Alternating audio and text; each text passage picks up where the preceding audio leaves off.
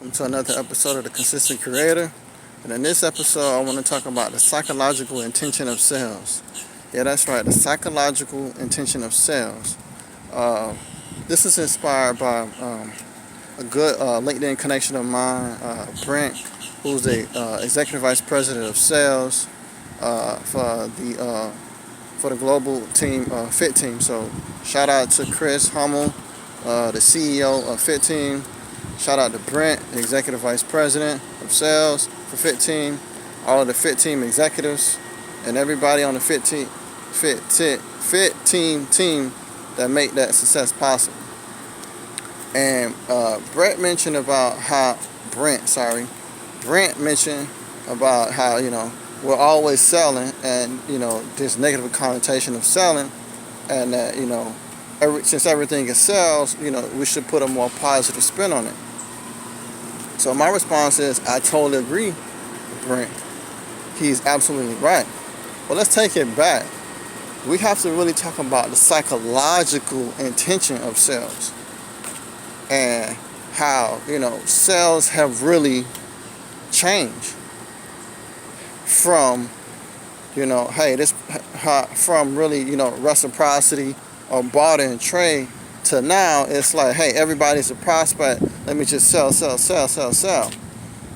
And it really could be summed up in two philosophies: relationship versus transactional. Yeah, that's right. Relational versus transactional. The problem is that a lot of people are getting away from the relational stuff. It's because of societal pressures and everybody wants to make quick money fast. So they just go straight in for, the transactional versus the relational. And then unfortunately, some salespeople are not very genuine in their approach. Like I said, it's just very transactional. We went from caring about people and actually trying to provide valuable solutions to their problems and to their challenges to now, hey, look, if you can get them in front of you, you need to sell them. You need to close. And if you don't, you need to make sure you have all these, you can overcome all of their objections, and you can basically trap them, using, philosophy such as yes or yes, just basically trying to really coerce people into buying stuff that it may be a good fit for them, may not be a good fit for them, or maybe just at that time. So the whole environment has really changed from, like I said, from being relational, building relationships, hey, I got this problem, or, referral based, or whatever the case may be. Now it's just sell, transactional. And, a lot of my LinkedIn professionals, you guys know this. As soon as you get a new connection or you get a message, the first thing is that they're not even trying to build a relationship with you. Also, shout out to my man, Frank B. He does say this too. So shout out to Frank. But he says this too. People just jump into your DMs and they just want to say something. Hey, I'm a graphic artist. You need something? Let me just keep me in mind. Here's my services. Go to my Fiverr or whatever link that they put in. But they just want to try, get you to buy certain services. Or also, I feel like it's more disrespectful, especially towards women. Now, yeah, there are a lot of beautiful, successful women. But guys, you're not supposed to. Here's the news flash too. LinkedIn is not Facebook. Yeah, that's right. LinkedIn is not Facebook. Women are on there for professional people, to network with professional people and like-minded people. They're not on LinkedIn so that you can parade them with messages and talking about how beautiful they are and how, if they got a husband or not, or if they single, or if they're in a long-term committed relationship, for you to quote-unquote shoot your shot, meaning that use it as an opportunity to try to see, what you can get for your own personal benefit. They're not there for that. Not only that, most women, they want to be respectful for not just for their looks, but for their accomplishments. Now, yeah, are there beautiful women on LinkedIn? Absolutely. But like I said, she's also a human. A woman is also a human being. She also provides a contribution as well. So I'm focused more on the contribution that she's making, not just how she looks. A woman will really respect you and appreciate the relationship that she develops with you and the connection that she develops with you on LinkedIn or in life, when she can feel like, hey, her voice matters and her contribution matters, not just on the way she looks. So that's just a side note for all the guys on LinkedIn, that, hey man, just treat the woman with respect, man. If you feel like there's mutual interest that you want to build a genuine relationship with, then do that. But don't, when you just first meet her, when you first get connected with her, you try to sell her something. It comes out very arrogant, it's coming out very disrespectful, and you wasting your time and you wasting everybody else's time. And this goes back to also too, shout out to my to one of my mentors, my favorite entrepreneur at the current moment, Gary Vaynerchuk. Shout out to Gary V. And like you said, jab, jab, jab, right hook.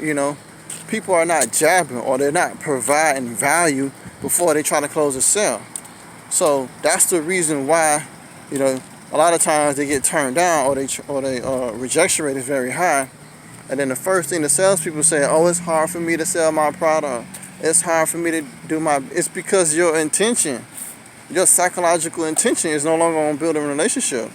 Your psychological intention is just closing the transaction. But if you build a relationship with people, they may buy from you long term. Then, on top of that, if they buy from you long term, they might also refer you to people. And who knows, they might refer you to one person that opens up your whole world. And what I mean by that, a good example is, shout out to Patrick David, another one of my mentors, a highly regarded entrepreneur, the CEO of PHP and the founder of Valuetainment. But Patrick talks about a story about how when he was just getting started in a life insurance agency, and there was this very influential, let's just call him a socialite, or a very influential business person, in the California area. And Patrick really wanted to do business with this individual. But Patrick went at it from a very relationship-based approach. And he went to one of his parties. They started to develop a little bit of a relationship. And the guy, his son, was in prison. And the socialite was kind of busy getting back and forth going to see his son. But he wanted to check up on him to make sure, that he was remaining positive through his situation. So there was an opportunity for Patrick to go visit the son, and also to write letters to the son. And that was very valuable to the very successful businessman. So what the businessman did was, he seen that Patrick was genuinely and sincere and cared about people and cared about his son, that he basically gave him his Rolodex of the top 400 people, and he gave Patrick strong referrals to each of the 400.